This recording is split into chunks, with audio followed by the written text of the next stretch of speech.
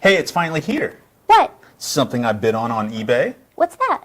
Well, a while ago, this auction came up, and it was for a piece of movie memorabilia from the past 17 Mission Impossible movies. What is it? Well, it's something for you to use.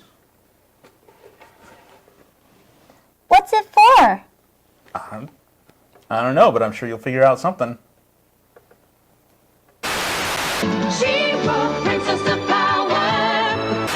The land speeder has a snap-open space hatch and Star Wars action figures. But beneath that uniform, she is the Wonder Woman doll. You can pit He-Man against Beastman playing for the power of Castle Grayskull. My little pony, my little pony. G.I. Joe, American hero. The battle is on for the Sword of Omen. You're going nowhere. I got you for 3 minutes. 3 minutes of heat time. You're right, this is much better. I'm glad you like it. Okay, quick disclaimer. This video is not in any real order. The numbers don't reflect anything. They're only for us to keep track. And before anybody comments, yes, we know that customs exist, garage kits exist, Funko Pops, even reaction figures. But for us, we're referring to toys that we'd like to see that don't look like Burger King Kids Club or McDonald's Happy Meal or Funko Pops. So enjoy the video. Number 5, Barbarella. Though this was an adult sci-fi film from the 60s and then later re-released in the 70s, thanks to Star Wars, Barbarella would have made an awesome line of action figures. Yeah, if R-rated movies like Alien, Rambo, and RoboCop could have action figure lines, then surely a high-fashion yet campy sci-fi movie like Barbarella could too. Fans of the film already know there's easily a dozen characters that you can make figures from, and that's not even counting Barbarella's many costume changes in the film. True. If this was, say, a fashion doll, they could sell the base Barbarella in one outfit, then packs of her other costumes. And even the Great Tyrant had like a couple costume changes, right? That's right. Number 4, Ralph Bakshi's Wizards. Again, this was a film that was meant for mature audiences. This one has many characters and many species. Something for both boys and girls. You have wizards, fairies, robots, monsters, and warriors. Not to mention bumbling Nazis.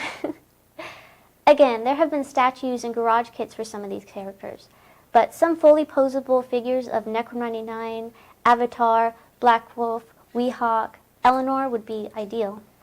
This would be one of those lines that would be perfect if they sold them in 2-packs. That way you could get both a hero and a villain at the same time. And if they were in 3.75 or 5-inch scale, that'd be great.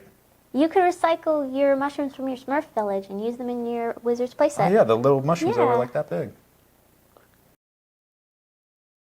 Number 3, The Last Unicorn. Let's stick with another animated fantasy, but this one could be marketed for all ages.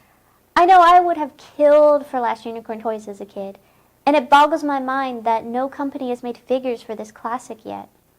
I could see them being in either doll size or figure size, and the most common, of course, being a set featuring Amalthea with the unicorn. But not only would you have the beautiful dolls to play with, but you can also have the creatures like the harpy, the Red Bull, and even the skeleton. Did he ever have a name?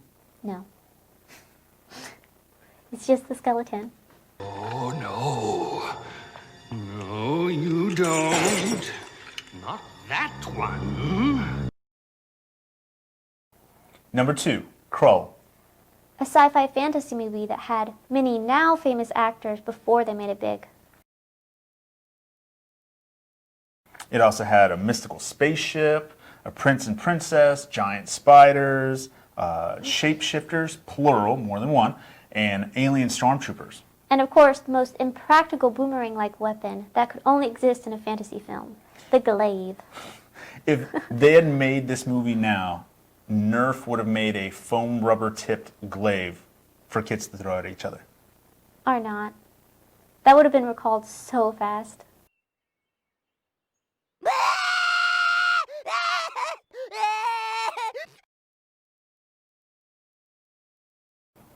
Number 1, Willow. I'm seeing a pattern here. A lot of these are fantasy movies that didn't have toy lines. Well, this one had a toy line, but I don't consider little statues that look like they belong in a Happy Meal to be toys. No, Willow deserved fully posable, detailed figures. You could have had trolls, horses, the two-headed dragon. If Robin Hood Prince of Thieves could have posable toys, why not Willow? Yeah, you could also have vehicles, like to recreate the wagon scene, you could have had a wagon that came with accessories and extra weapons. Even my Playmobil Cowboys came with a wagon that had shovels and a bucket. I would totally buy like the generic farm animals and make them the mini forms of Finn Rizal, or put them in the Elwyn Village. Oh, or the pig scene? Could recreate the pig scene.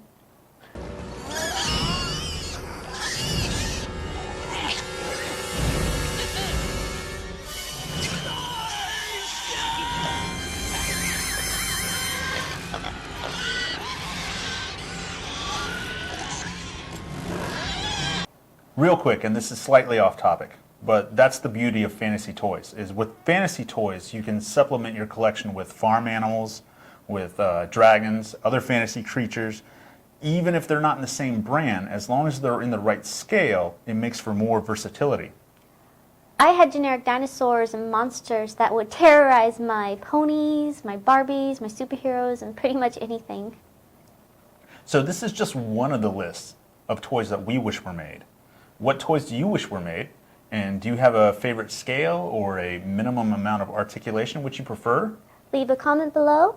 Thank you for watching, and we'll see you next playtime.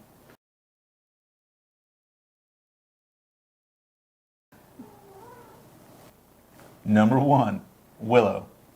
I'm seeing a pattern here. How many?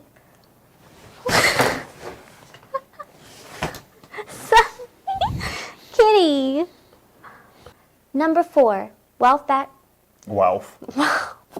Ralph. I'm talking like him while I say Ralph it. Baxter. Ralph Backteeth. You're the thorniest excuse for a fairy I've ever heard. With boobies. Okay.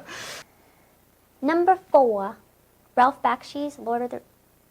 God damn it. Nice. Oh, you suck.